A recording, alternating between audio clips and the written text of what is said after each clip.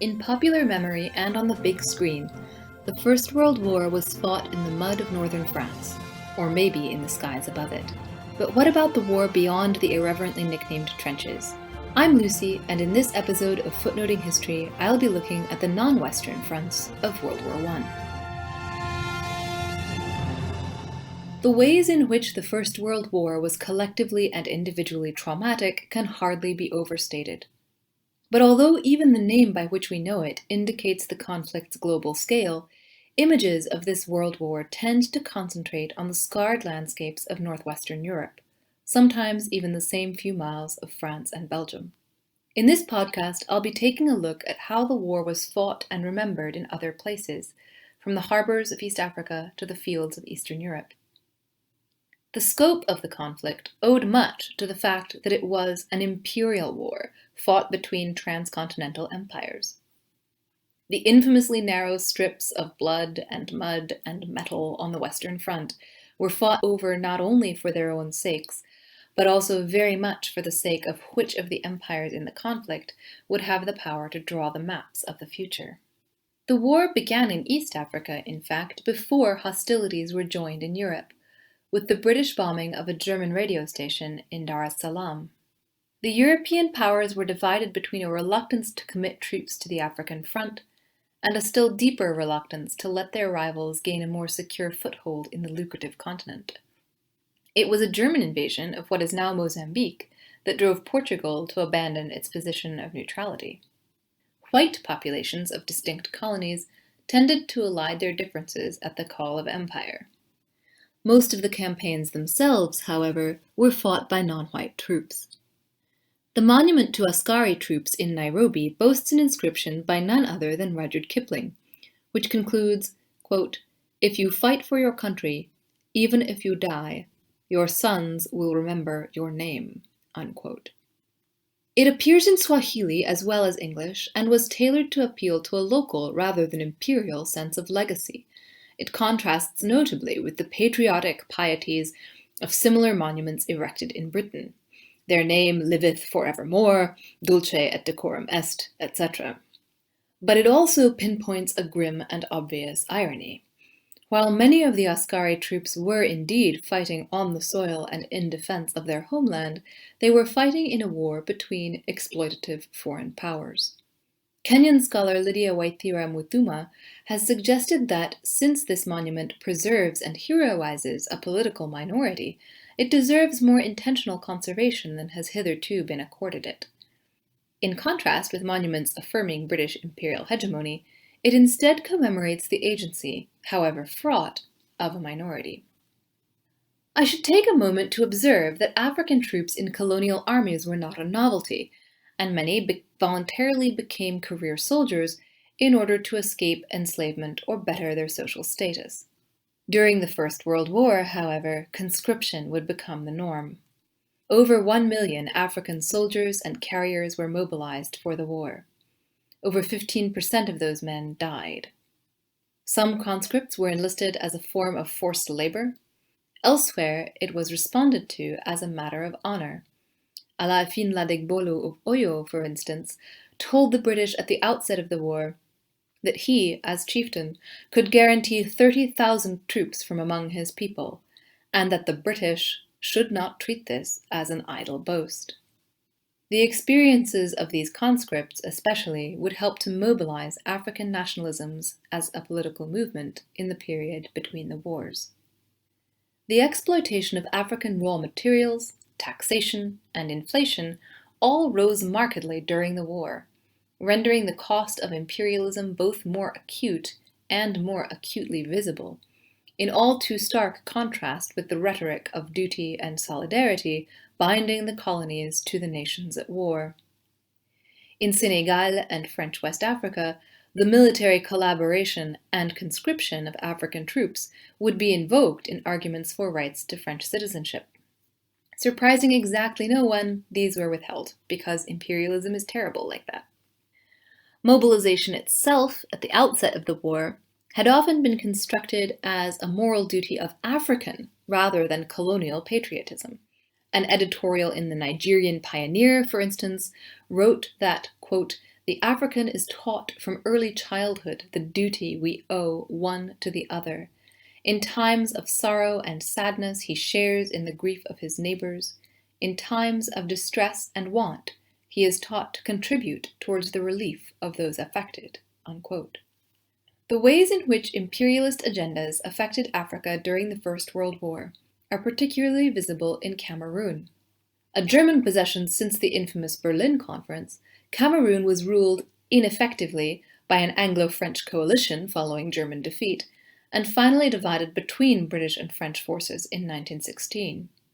The complexity of these imperial conflicts is indicated in part by the fact that Nigerian and Indian troops formed a significant part of the British forces in the Cameroon campaigns. Within Cameroon itself, certain tribes chose to ally themselves with the German army in hopes of preserving the status quo against violent and prolonged upheaval. In the aftermath of the war, while colonial infrastructure became even more dense, the lack of regard for African subjects and the potential for African political self-determination became increasingly matters at the forefront of debate. Similar dynamics were visible at play in Arab nations, in modern Saudi Arabia and Jordan, and not least in Iraq. Britain, France, and Germany all sought alliance with the Ottoman Empire at the war's outset, and scrambled to claim its former territories in the aftermath. The independence of Iraq, to take but one example, was fostered by the British as a way of protecting themselves from other imperial ambitions. During the war itself, the so-called Middle Eastern campaigns, so-called because they extended well into the Caucasus and Persia, commanded the largest geographic scope of any of the war's theaters. And it is worth noting that during the war and its immediate aftermath, this did command a more proportional place in the collective consciousness on various home fronts.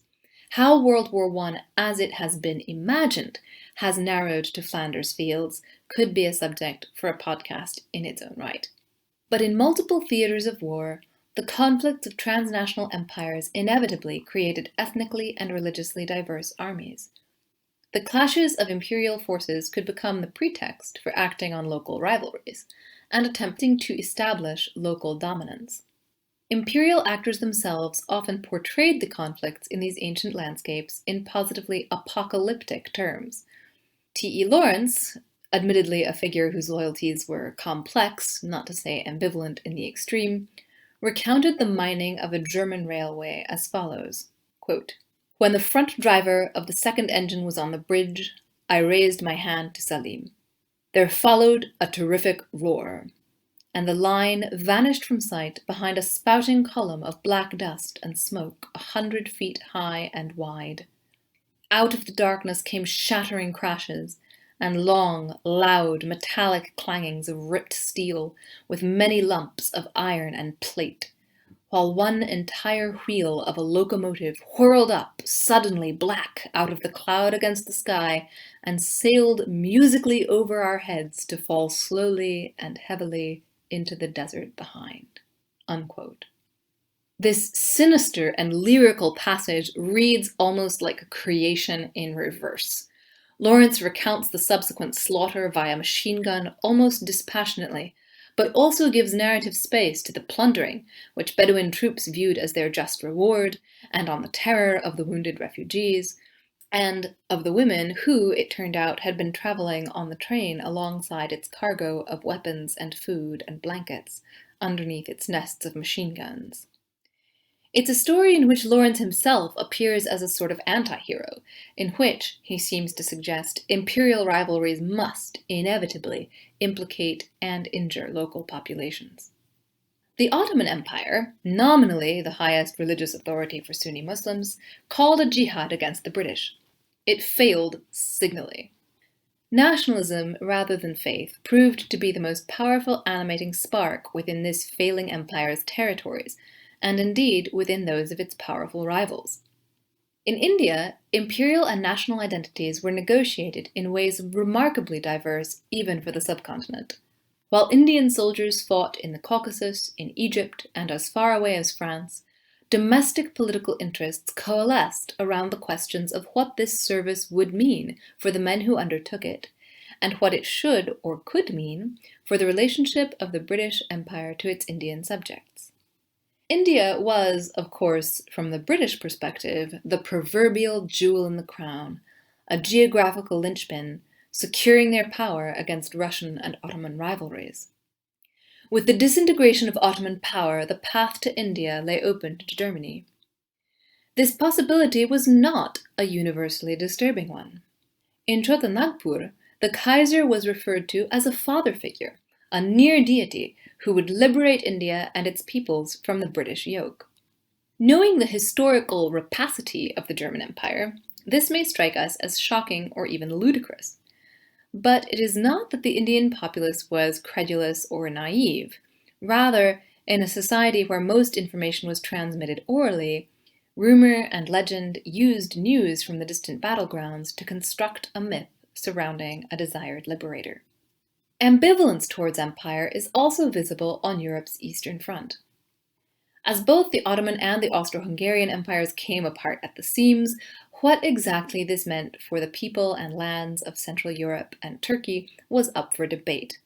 For Russia, too, this front was part of an imperial story, at least at the outset, with newsreels recording Tsar Nicholas II inspecting his troops. The Russian army unraveled spectacularly, however. Horrendous losses were suffered, retrenchment became so habitual that it became known as the Great Retreat, and many men just decided to go home. If you've seen Dr. Zhivago, you may at least have some idea of the sheer confusion involved in this.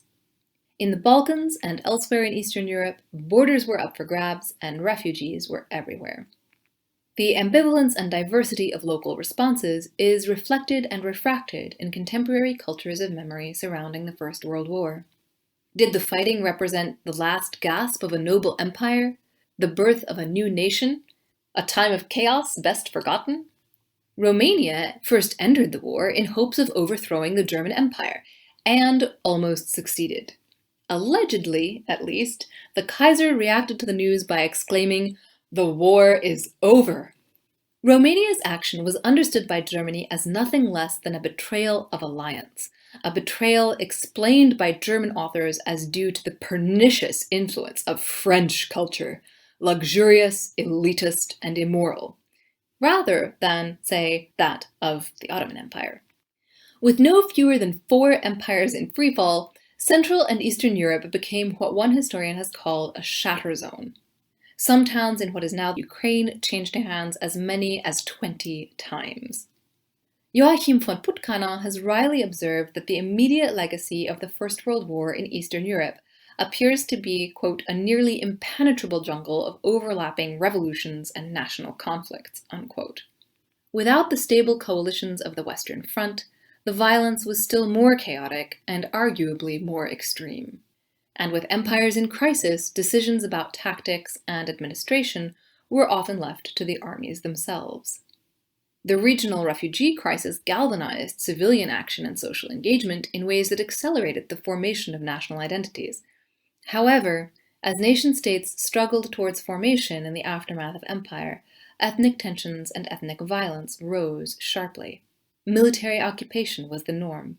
The home front and the battlefront, in many places, blurred to the point of being indistinguishable. The attempts to recover from violence and to forge new identities in its aftermath created troubled legacies. And, in contrast to the English-speaking world, the conflict here was never touted as the war to end all wars. Obviously, this podcast has only begun to explore the complexities of how the First World War was fought and understood on multiple continents, as a conflict with global stakes. It has been my goal to show at least some of the scope of how the war was fought and imagined, and by whom. It is obviously a story dominated by imperial violence, but it is also a story of how, even in the midst of war, new ways of forging identity and forming societies could be imagined. This has been Footnoting History.